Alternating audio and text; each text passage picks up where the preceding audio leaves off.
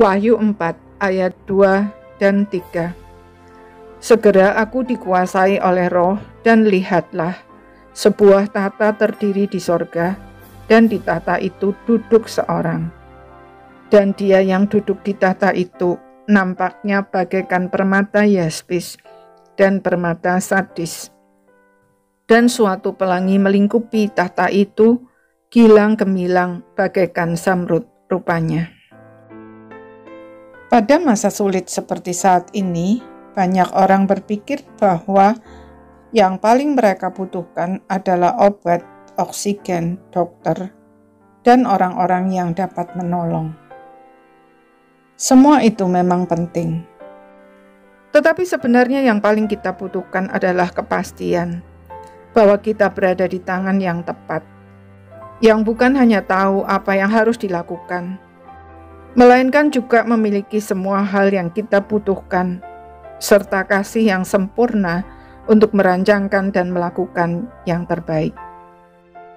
Di dunia ini, selain ada orang-orang yang tidak takut akan Allah yang mementingkan diri sendiri dan suka mengail di air keruh, sebenarnya masih banyak orang baik yang tahu apa yang harus dilakukan, dan mereka mau melakukannya dengan senang hati. Tetapi sayangnya tidak mampu karena keterbatasan dirinya sebagai manusia. Terlebih saat ini di mana orang-orang yang harus ditolong setiap saat bertambah melampaui kapasitas mereka. Meskipun demikian, orang beriman tidak perlu putus asa dan kehilangan harapan. Sebab Allah Sang Pencipta segala sesuatu telah menyatakan dirinya jauh sebelum kita diciptakan, bahwa Dia selalu dapat diandalkan. Yohanes memang tidak dapat melihat Allah secara langsung, sebab tidak ada seorang pun yang dapat melihat Dia dan tetap hidup. Sedangkan malaikat pun harus menutupi wajah mereka dengan dua sayapnya ketika berhadapan dengan Allah.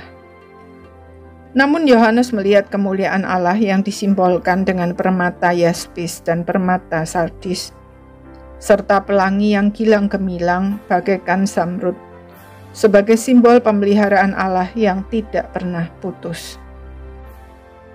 Kepada Yohanes juga diperlihatkan posisi Allah. Dia berada di pusat segala sesuatu, menunjukkan bahwa Dialah pemegang otoritas tertinggi dari semua yang sedang terjadi.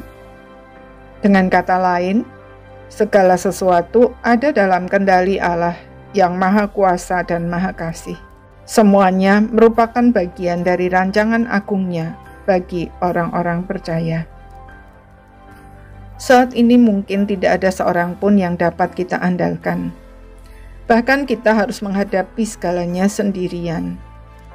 Namun jangan pernah lupa bahwa Allah selalu ada dimanapun, kapanpun, dan dalam situasi apapun.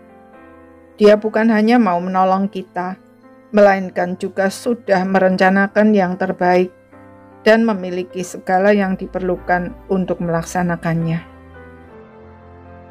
Karena itu, mari kita percaya dan menyerahkan diri secara total kepadanya. Maka kita bukan hanya tidak akan pernah dikecewakan, melainkan juga pasti mendapat yang terbaik. Amin.